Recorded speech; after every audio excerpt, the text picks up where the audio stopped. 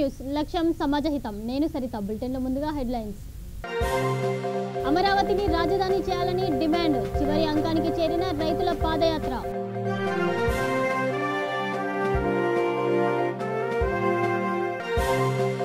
వరంగల్లో బయటపడిన దేవతా విగ్రహాలు కాకతీయ కాలం నాటివిగా నిర్ధారణ.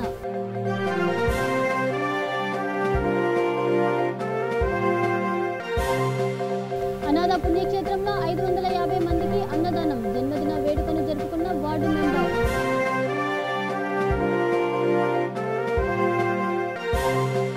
నాచారం అపార్ట్మెంట్లో వ్యభిచారం. నలుగురిని అరెస్టు చేసిన పోలీసులు.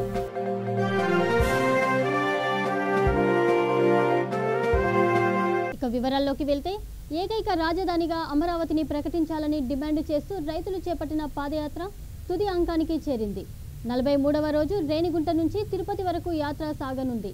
ఇవాళ రేణిగుంట నుంచి తిరుపతి వరకు 12 కిలోమీటర్ల వరకు పాదయాత్ర సాగుతుంది. ఈ నెల 17వ తేదీన అమరావతి రైతులు బహిరంగ సభ నిర్వహిస్తారని రైతు నేతలు తెలిపారు. రైతుల బహిరంగ సభకు పోలీసులు అనుమతి ఇవ్వకపోవడంతో అన్నదాతలు నేడు హైకోర్టును ఆశ్రయించారు.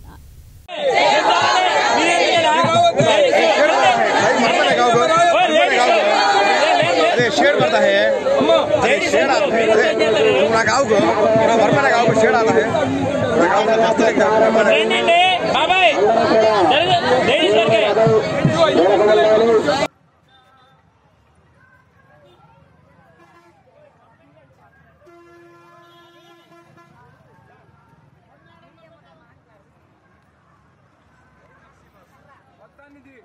ఏ ఒక్కళ్ళు రాపోయిన ఊరుకోండి.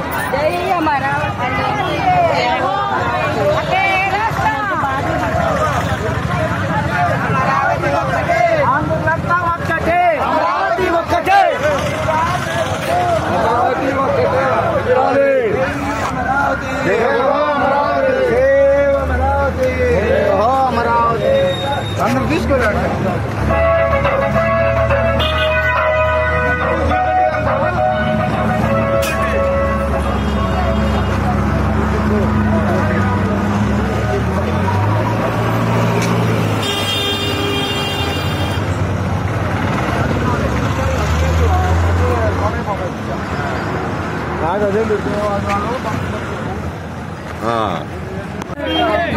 మేము రైతు బిడ్డలు దారిలో చూసి మేము కూడా అమరావతి రైతులు ఎలా కష్టపడ్డారు, ఎలా బాధపడుతున్నారు మేము చూస్తున్నాము. సో ఒకే రాష్ట్రం ఒకే రాజధాని ఉండాలని ఆ రైతులు మేము సపోర్ట్ చేసి ఈరోజు ఇక్కడ మళ్ళీ మాట్లాడతామా. ఎప్పుడు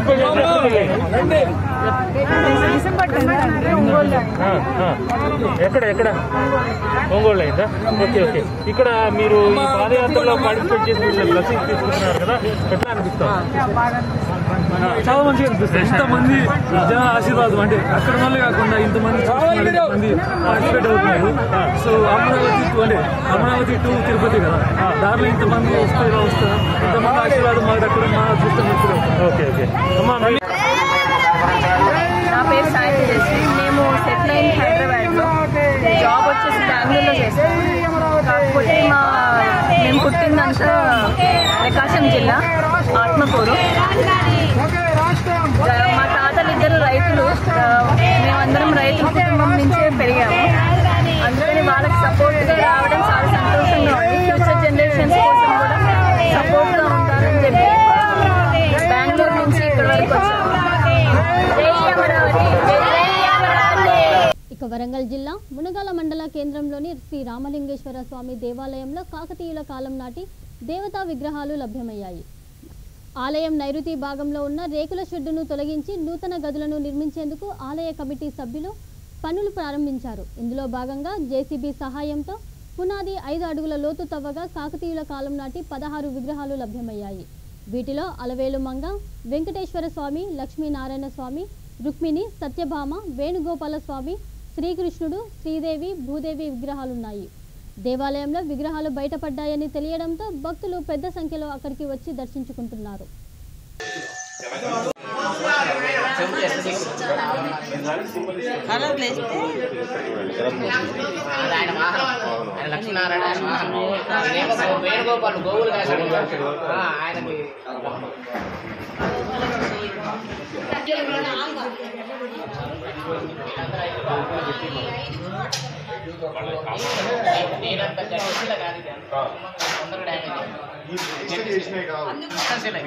విగ్రహాలు సజీంపు చేయకుండా ఆనాడు ఉన్నోళ్ళు లోపల పెట్టి నాగేడి గారు చెప్పారు తెలంగాణ దీని నుంచి రాసి చూడు ఒకసారి ఏంటి వచ్చింది వివరాలు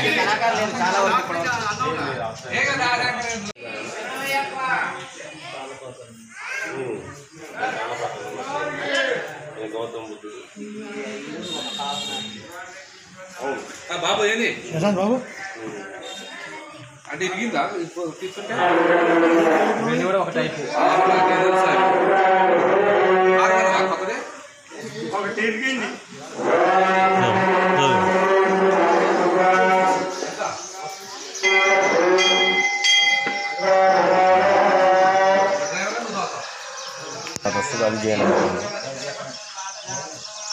ఈ ద్వారపాలకులు ఇది అది ద్వారపాలకులు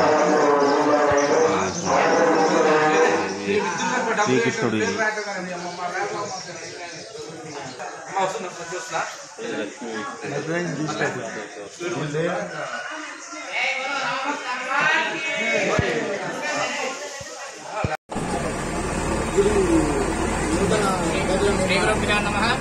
ఈరోజు 12వ తేదీ డిసెంబరు మరి ఈ యొక్క హనుమాన్ రామలింగేశ్వర స్వామి యొక్క దేవాలయంలో నూతనంగా వంటగదుల నిర్మాణ నిమిత్తమని స్టోర్ రూమ్ నిమిత్తమని పునాదుల కోసం తీస్తూ ఉంటే పురాతన కాలం నాటి శిల్ప సంపద ఈ రోజు మనకి కన్నుల విధంగా బయటపడింది.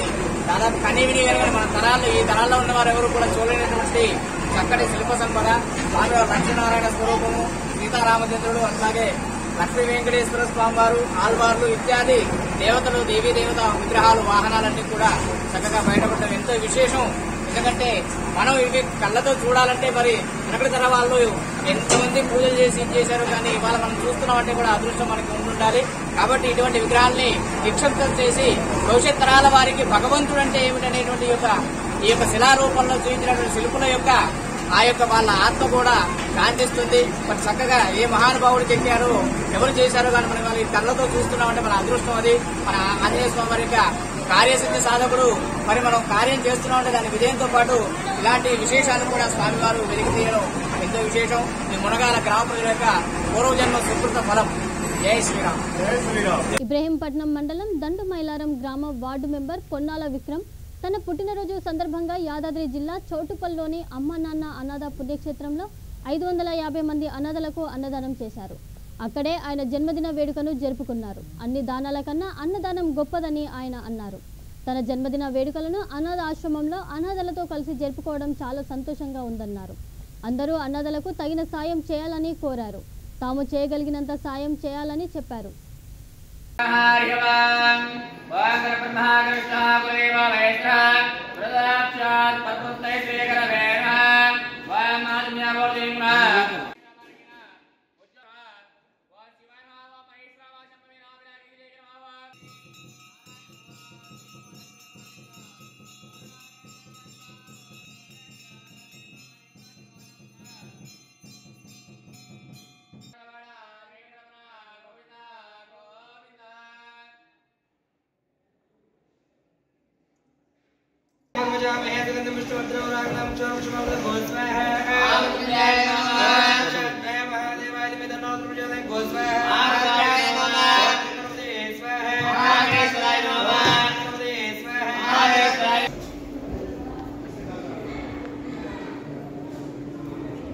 గణేష్ ఒక్కొక్కరు పంపించేసి మీరు అది రానియండి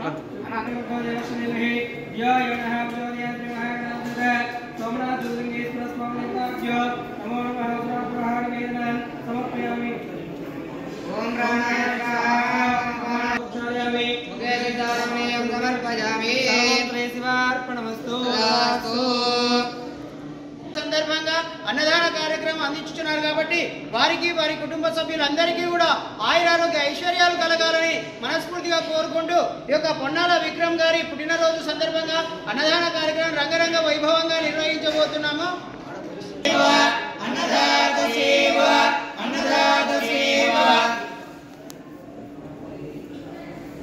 పుట్టినరోజు సందర్భంగా నేను ఇక్కడ అమ్మా నాన్న అనంలో 550 మందికి అన్నదాన కార్యక్రమం నిర్వహించాను. అలాగే నాతో పాటుగా ప్రతి ఒక్కరు కూడా ఈ వేడుకలు అనేటివి ఏమైతే ఉన్నాయో, కార్యక్రమాలు ఏమున్నా కూడా ఈ యొక్క అనాథాలకు పెట్టాలని చెప్పేసి నాకు అనిపించింది. మీరు కూడా చేయండి. మనము ఏమున్నా కూడా ఇక్కడ ఉన్నా కూడా ఏ సందర్భం ఉన్నా కూడా ఇక్కడనే చేసుకోవాలని చెప్పేసి నాకు అనిపించింది. నేను వచ్చాను. ప్రతిసారి కూడా నా వేడుకలు ఇక్కడనే జయంతి వేడుకలు జరుపుకోవాలని నిర్ణయించుకున్నాను. నాకు సంతోషంగా ఉంది, ఆనందంగా ఉంది. నాకు అందరి చూసి కూడా కొంచెం బాధగా అనిపిస్తుంది.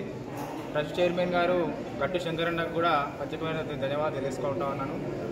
ఇలాంటి వేడుకలు మళ్ళీ జరుపుకోవాలని మా అమ్మగారైనటువంటి అండాలు రామస్వామి గారి దివ్యాశీర్వాదంతో నేను ఇంకా ముందుకు ఇంకా వెళ్ళాలని, ఇంకా వీళ్ళ ఆశీర్వాదం నాకు కావాలని చెప్పేసి కూడా నేను కోరుకుంటా ఉన్నాను. త్వరలోనే ఈ యొక్క ట్రస్ట్కి భవన నిర్మాణం జరగబోతూ ఉంది. ఆ కార్యక్రమంలో కూడా నా వంతు. ఇక నారాయణపేట జిల్లా కేంద్రానికి సినీ నటుడు దర్శక నిర్మాత ఆర్ నారాయణమూర్తి వచ్చారు. తాను నిర్మించిన రైతన్న సినిమా ప్రమోషన్లో భాగంగా స్థానిక ఎమ్మెల్యే ఎస్ రాజేందర్ రెడ్డితో కలిసి ఎడ్లబండిపై ర్యాలీ నిర్వహించారు. మహేశ్వరి థియేటర్కి చేరుకొని రైతన్న సినిమాని అందరితో కలిసి చూశారు. ఈ కార్యక్రమంలో టీఆర్ఎస్ కార్యకర్తలు, రైతులు పాల్గొన్నారు.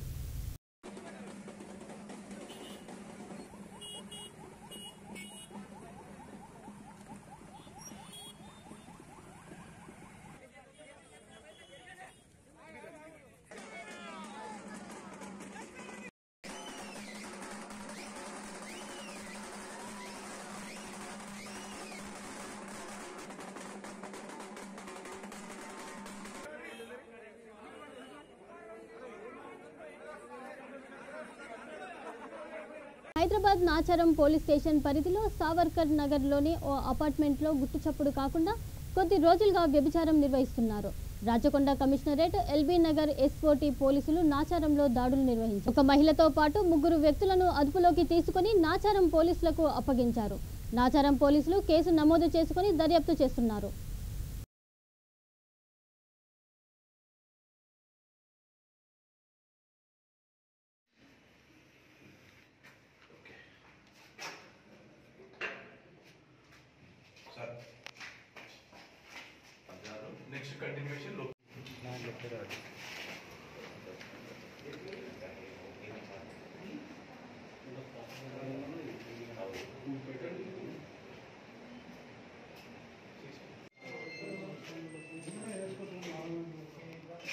సార్ ఏం లేదు, మేము మొత్తం కన్ఫర్మ్ చేసిన తర్వాతనే ఇస్తాం.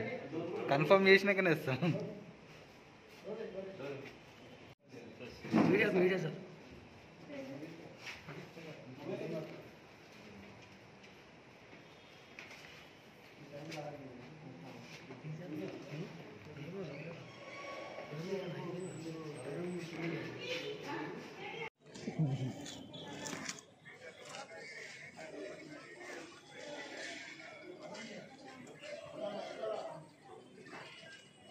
ఇక టీడీపీ నాయకురాలు మాజీ మంత్రి పరిటాల సునీత సంచలన వ్యాఖ్యలు చేశారు.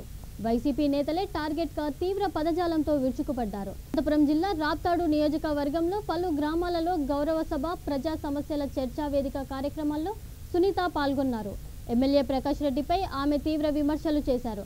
గతంలో తన సోదరులపై దుష్ప్రచారం చేశారని అన్నారు. రాష్ట్రంలో వైసీపీ నాయకులు మహిళలపై అనుచిత వ్యాఖ్యలు చేస్తే నాలుకలు కోసేందుకు సిద్ధంగా ఉండాలని ప్రజలకు పిలుపునిచ్చారు. చూసింటారు జగన్మోహన్ రెడ్డి ఒక రౌడీ, అలాంటి ముఖ్యమంత్రి ఈరోజు అక్కడ ఒక ఫ్యాక్షన్ లీడర్ ఒక ముఖ్యమంత్రిగా ఉన్నప్పుడు ఈ రకంగా ఈ సభలో ఉన్నారు. ఎమ్మెల్యేలు కానీ మంత్రులు అందరూ కూడా రౌడీలుగానే ఉన్నారు. ఇలాంటి దగ్గర నేను ఉండకూడదని చంద్రన్న శబ్దం చేసి మళ్ళీ నేను ముఖ్యమంత్రి ఈ అవసరానికి నేను అడుగు పెడతానని ఆ రోజు మన ముఖ్యమంత్రి చంద్రబాబు నాయుడు గారు చెప్పి బయటకు వచ్చిన విషయం కూడా మనం చూసాం. ఒక వర్గానికంటే తెలుగుదేశం అంటేనే పెన్షన్ బీకేయడం, కొంతమందికి రేషన్ కార్డులు పోయినాయి, కొంతమందికి 25 మందికి పెన్షన్లు కూడా ఈ పంచాయతీలు కూడా పనుకుపోయినాయి. మరి ఎందుకు ఆ విధంగా తీసేస్తున్నారు? ఎన్టీ రామారావు గారు ఉన్నప్పటి నుంచి వచ్చిన పెన్షన్లు చాలా వరకు కూడా తొలగించినారు. ఇంకా గట్టిగడితే 11 ఎకరాల భూమి ఉందంటారు. కొంతమందికి భూమే ఉండదు, వాళ్ళకి 20 ఎకరాల భూమి ఉన్నట్టు చూపిస్తారు. ఎవరికైతే ఇవ్వకూడదు, సునీతమ్మకి ఇవ్వకూడదు అనుకుంటే 30 ఎకరాల భూమి ఉంటుంది పేరు మీద. సునీతమ్మకి ఇవ్వాలనుకుంటే 1 ఎకరానే ఉంటుంది భూమి. 30 ఎకరాలున్నా 1 ఎకరకే భావిస్తారు. అలాంటి పరిస్థితి ఇక్కడ ఏర్పడుతోంది. రామారావు గారు కూతురు ఒక పద్ధతిగా పెంచిన వ్యక్తి. అలాంటి ఆమెను గురించి కూడా నిందలేయడం, అందరూ కూడా ప్రతి ఒక్కరు మహిళలు కూడా బాధపడినాం. అన్నారే ఇన్ఛార్జీలు పెట్టాను సునీతమ్మని. ఏ రోజు నేను ఇన్ఛార్జీలు పెట్టలేదు. నేను అందుబాటులో లేకపోతే ఎవరో ఒకరు ఉండాలని ఆలోచన పెడితే మీరు ఇన్ఛార్జ్ అని పేరు పెట్టిన నాయకుడు ప్రకాష్ రెడ్డి అని కూడా నేను చెప్తున్నా. ఈ రోజు నీ సోదరులు లేరా? మా వాళ్ళు ఎవరన్నా ఉంటే కష్టపడి పని చేశారు, అందరికీ కూడా ఆదుకున్నారు. ఈ రోజు మీ వాళ్ళు అనంతపురం నుంచి పెనుగొండ దాకా భూములు రియల్ ఎస్టేట్ ఎక్కడ చేస్తున్నారయ్యా? హోటల్లో చేస్తున్నారు. అనంతపురం రూరల్లో ఒక కళ్యాణ మండపం తీశారు. చెన్నై కొత్తపల్లిలో ఒక డాబాలో పెద్ద 5 స్టార్ హోటల్లా కట్టుకున్నారు. రాప్తాల్లో ఒకటి పెట్టారు, గెస్ట్ హౌస్ ఉంది పొలాల్లో.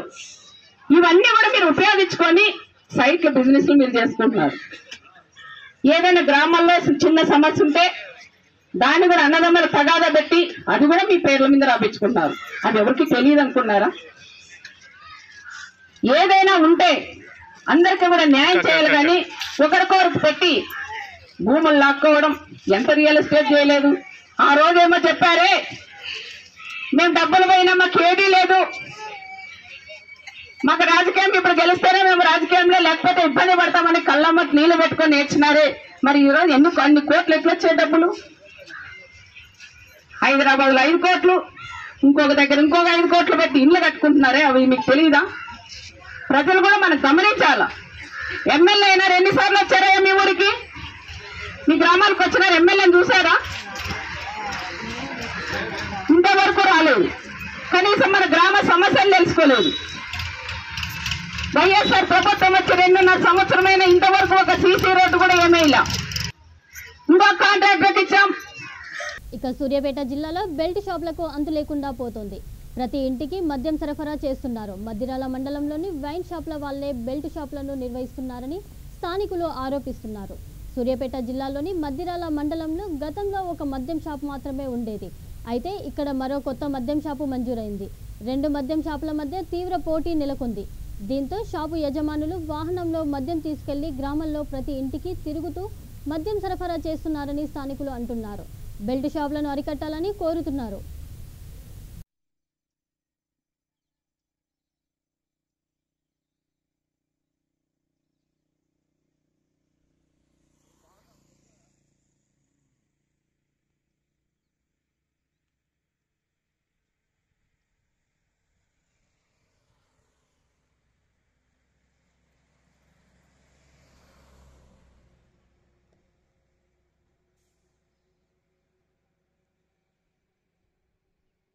రైతుల సమస్యలు పరిష్కరించకుండా కేంద్ర రాష్ట్ర ప్రభుత్వాలు రైతాంగాన్ని ఆందోళనకు గురి చేస్తున్నారని ఎమ్మెల్సీ జీవన్ రెడ్డి మండిపడ్డారు. జగిత్యాల జిల్లా రాయకల్ పట్టణంలో ఆయన మీడియా సమావేశం నిర్వహించారు. ప్రభుత్వం అధికార యంత్రాంగం స్పందించి కొనుగోలు వేగవంతం చేయాలన్నారు. రబీ పంటపై నిర్మాణాత్మకమైన ప్రణాళిక లేకుండా ఆరుతడి పంట మార్పిడి సరే కానీ మద్దతు ధర మాటేంటని ప్రశ్నించారు. గల్ఫ్ కార్మికుల కష్టాలతో రాష్ట్ర ఖజానాను నింపుకుంటున్న టీఆర్ఎస్ ప్రభుత్వం గల్ఫ్ మృతుల కుటుంబాలను ఆదుకోవడంలో విఫలమైందని విమర్శించారు. గల్ఫ్ కార్మికులకు బీమా పథకం అమలు చేయాలని డిమాండ్ చేశారు. ఆ వ్యవసాయ ఉత్పత్తులకు కనీస మద్దతు ధర చేయబడే విధంగా ఇటు వరి ధాన్యానికి సంబంధించి ఐకేపీ కొనుగోలు కేంద్రాలను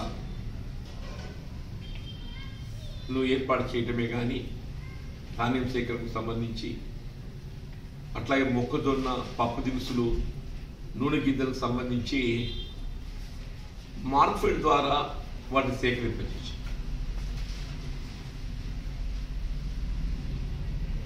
అంటే నీకు ఎందుకు చెప్తున్నానంటే అప్పుడు ఆ దశాబ్ద కాలంలో ఎప్పుడు కూడా వ్యవసాయ ఉత్పత్తులకు కనీస మద్దతు ధర రైతాంగానికి కల్పింప చేయబడటంలో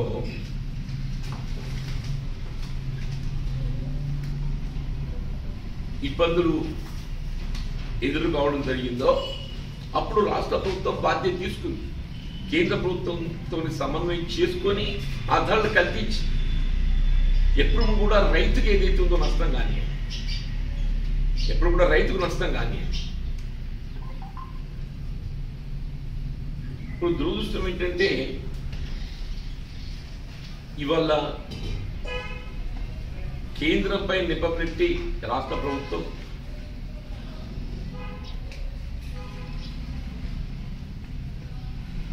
రాష్ట్రంపై నెపమెట్టి కేంద్ర ప్రభుత్వం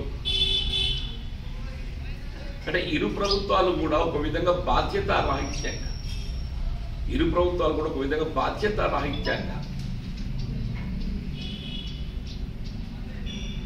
అంటే వారి మధ్య సమన్వయ లోపంతో ఇటు రైతాంగాన్ని ఆందోళనకు గురి చేస్తుంది.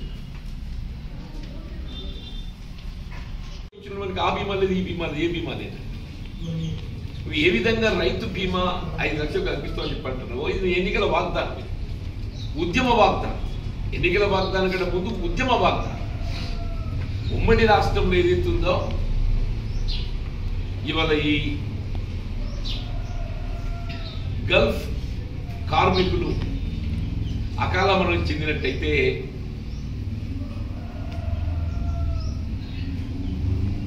అంటే వాళ్ళు మరణిస్తే అది చావైనా 5 లక్షల రూపాయలు ఇవ్వాలని చెప్పి డిమాండ్ చేసి అందరం కూడా దాన్ని ఆమోదం తెలిపిన కాంగ్రెస్ వస్తామని ఇస్తామని చెప్పిన. సిద్దిపేట జిల్లా రాజీవ్ రహదారిపై రోడ్డు ప్రమాదం జరిగింది. ఈ ప్రమాదంలో ఒకరు మృతి చెందారు, 8 మందికి తీవ్ర గాయాలయ్యాయి. కొడకండ్ల గ్రామం రాజీవ్ రహదారిపై కారు ఆటోను ఢీకొని వాసిరిగొల్ల నాగమణి అక్కడికక్కడే మృతి చెందింది. గాయపడిన వారిని గజ్వేలు ఏరియా హాస్పిటల్కి తరలించారు. గాయపడిన వారు ఆందోళన మండలం సైబన్పేట గ్రామానికి చెందినవారు. కారు ఢీకొని ఆటో రోడ్డు కింద వైపు దిగి చెట్టును గుద్దుకోవడంతో సంఘటన స్థలంలోనే మహిళ చనిపోయింది. మృతురాలు ఆందోళన మండలం సైబన్పేట గ్రామానికి చెందిన వారిగా గుర్తించారు. ప్రమాదానికి కారకుడైన డ్రైవర్ను అదుపులోకి తీసుకున్నామని కుకునూరుపల్లి పోలీసులు తెలిపారు.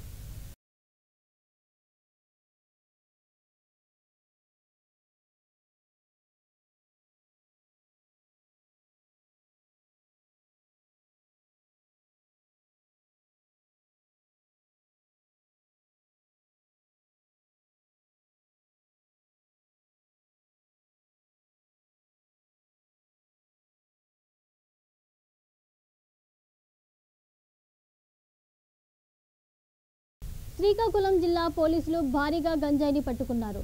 పాలకొండలో వాహనాల తనిఖీలు చేస్తుండగా మార్కెట్ యార్డు సమీపంలో అనుమానాస్పదంగా ఉన్న కారును గుర్తించి పరిశీలించారు. వాహనంలో 46 కేజీల 42 గ్రాముల గంజాయిని స్వాధీనం చేసుకున్నట్టు డీఎస్పీ శ్రావణి తెలిపారు. దీనిపై కేసు నమోదు చేసి దర్యాప్తు చేస్తున్నామని డీఎస్పీ తెలిపారు.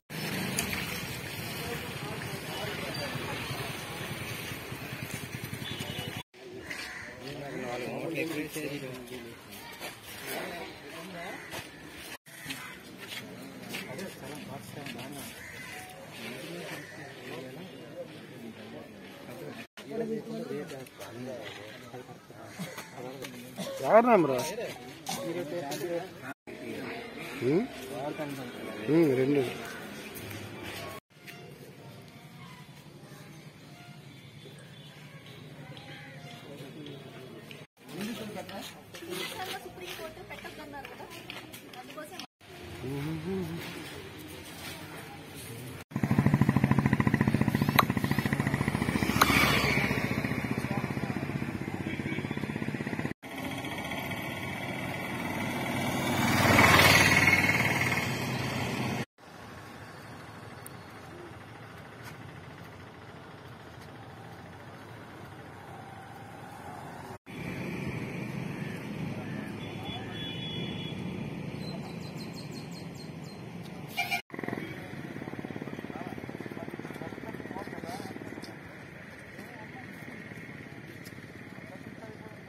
ఎవరు పని చేయక ఎందుకంటే అర్థం కావచ్చు అవుతుంది.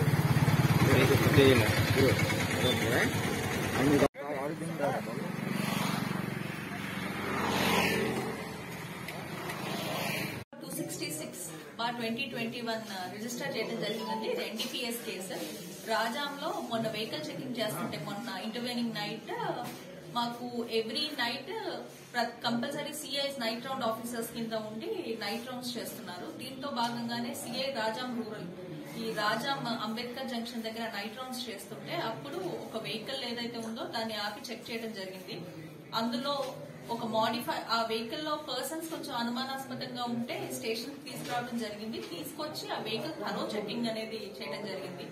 అప్పుడు ఆ డిక్కీ ఏదైతే ఉందో ఒక మోడిఫైడ్ డిక్కీ అంటే నార్మల్ డిక్కీ కాకుండా నార్మల్ డిక్కీ టైప్ కాకుండా ఇది ఏంటంటే ఏదో మాకు తేడాగా అనిపించి అది సీట్ డిక్కీ అన్ని ఓపెన్ చేసి చెక్ చేయడం జరిగింది. అప్పుడు ఒక 46 kgs ఆఫ్ గాంజా దొరికింది ఆ డిక్కీలో.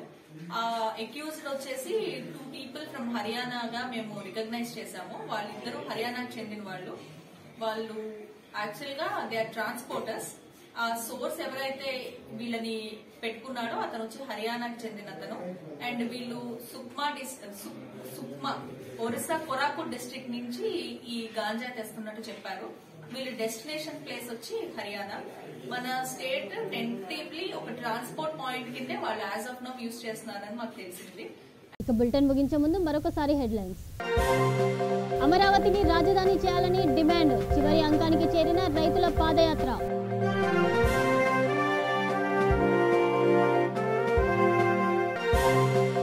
వరంగల్లో బయటపడిన దేవతా విగ్రహాలు కాకతీయ కాలం నాటివిగా నిర్ధారణ.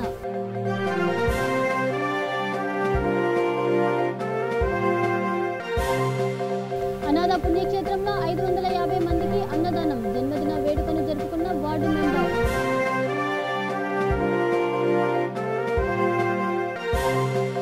నాచారం అపార్ట్మెంట్లో వ్యభిచారం, 4 అరెస్టు చేసిన పోలీసులు.